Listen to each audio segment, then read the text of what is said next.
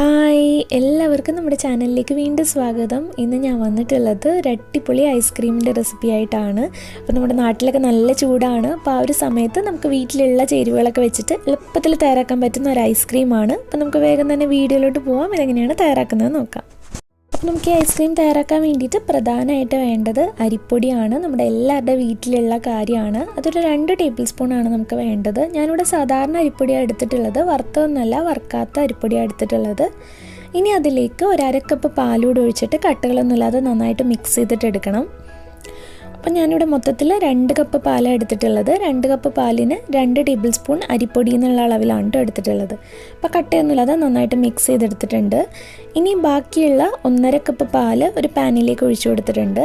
പിന്നെ പാലെടുക്കുമ്പോൾ നല്ല കട്ടിയുള്ള പാൽ തന്നെ എടുക്കാനായിട്ട് ശ്രദ്ധിക്കുക. ഫുൾ ക്രീം മിൽക്ക് തന്നെ എടുക്കുക, പാടയൊന്നുമില്ലാതെ. എന്നാൽ മാത്രമേ നമ്മുടെ ഐസ്ക്രീം നല്ല ക്രീമി ആയിട്ട് കിട്ടുള്ളൂ. കട്ടിയില്ലാത്ത പാലാണെങ്കിൽ അത്ര ടേസ്റ്റ് ഉണ്ടാവില്ല നമ്മുടെ ഐസ്ക്രീമിന്. അപ്പോൾ പാലൊക്കെ നന്നായിട്ടൊന്ന് തിളച്ച് വരട്ടെ.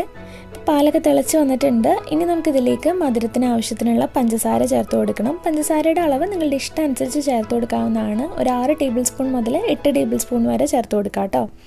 അപ്പോൾ അതുകൂടെ ചേർത്തിട്ട് നന്നായിട്ട് ഇളക്കി കൊടുക്കുക. എന്നിട്ട് ഒരു 5 മിനിറ്റ് നമ്മൾ ലോ ഫ്ലെയിമിൽ വെച്ചിട്ട് നന്നായിട്ടൊന്ന് തിളപ്പിച്ചിട്ടെടുക്കണം. അപ്പോൾ പാലും പഞ്ചസാരയും കൂടെ കുറച്ച് നേരം ഒന്ന് തിളക്കുമ്പോൾ തന്നെ നല്ലൊരു ടേസ്റ്റ് കിട്ടും. അതിന് വേണ്ടിയിട്ടാണ്. കാരണം നമ്മളിതല്ലാത്ത വേറെ പ്രത്യേകിച്ച് ക്രീമോ കാര്യങ്ങളോ ഒന്നും ചേർക്കുന്നില്ല. അപ്പോൾ അത് കുറച്ച് നേരം ഒന്ന് പാലൊന്ന് തിളപ്പിക്കുക.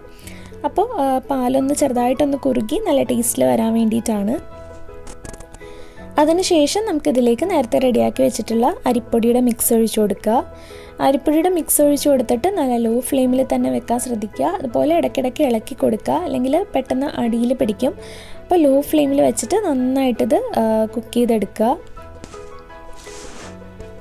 അപ്പോൾ കുറച്ച് നേരം കഴിയുമ്പോൾ ഇത് കുറച്ചൊന്ന് തിക്കായിട്ട് വരാനായിട്ട് തുടങ്ങും. പക്ഷെ ഒരുപാട് കട്ടിയൊന്നും ഉണ്ടാവില്ല കേട്ടോ. നമ്മൾ സാധാരണ ഗോതമ്പൊടിയൊക്കെ ചെയ്യുന്ന പോലെ അത്ര ഒരു കട്ടിയിലായിരിക്കില്ല. എങ്കിലും കുറച്ച് കഴിയുമ്പോൾ ഒന്ന് കട്ടിയിൽ വരാനായിട്ട് തുടങ്ങും. അപ്പോൾ ലോ ഫ്ലെയിമിൽ വെച്ചിട്ട് തന്നെ കുറച്ച് നേരം ഇതുപോലെ ഒന്ന് കുറുക്കിയെടുക്കുക.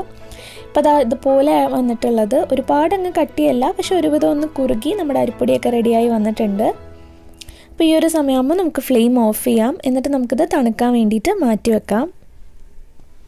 ഇത് നന്നായിട്ട് തണുത്ത് വന്നിട്ടുണ്ട്. തണുത്ത് കഴിയുമ്പോൾ കുറച്ചുകൂടെ കട്ടിയിലാണ് വന്നിട്ടുള്ളത്. കണ്ടില്ലേ, ഇതുപോലെ ഉണ്ടാവുക. അപ്പോൾ അത്യാവശ്യം നല്ല കട്ടിയായിട്ട് വന്നിട്ടുണ്ട്. ഇനി നമുക്കിത് മിക്സിയിലിട്ടിട്ട് നന്നായിട്ടൊന്ന് അടിച്ചെടുക്കണം. അപ്പോൾ നമുക്കിതൊരു മിക്സിയുടെ ജാറിലേക്ക് ഒഴിച്ചു കൊടുക്കാം.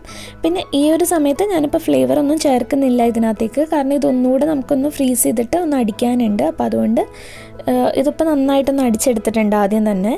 ഇനി നമുക്ക് ഇതൊരു പാത്രത്തിലേക്ക് മാറ്റാം. എന്നിട്ട് നമുക്കിത് കുറച്ച് നേരം ഒന്ന് ഫ്രീസറിൽ വെച്ചിട്ട് ഒന്ന് തണുപ്പിച്ചിട്ടെടുക്കണം. അപ്പോൾ ഞാനൊരു കണ്ടെയ്നറിലേക്ക് മാറ്റുന്നുണ്ട്. എന്നിട്ട് ഒരു 1-2 മണിക്കൂർ നമുക്ക് ഫ്രിഡ്ജിൽ വെച്ചിട്ട് നന്നായിട്ടൊന്ന് തണുപ്പിച്ചിട്ടെടുക്കുക. കുറച്ചൊന്ന് സെറ്റായി വരാൻ വേണ്ടിയിട്ടാണ്. എന്നിട്ട് നമുക്കിത് ഒന്നുകൂടെ ഒന്ന് അടിച്ചെടുക്കണം. എന്നാൽ മാത്രമേ നമ്മുടെ ഐസ്ക്രീം നല്ല ക്രീമി ആയിട്ട് കിട്ടുള്ളൂ.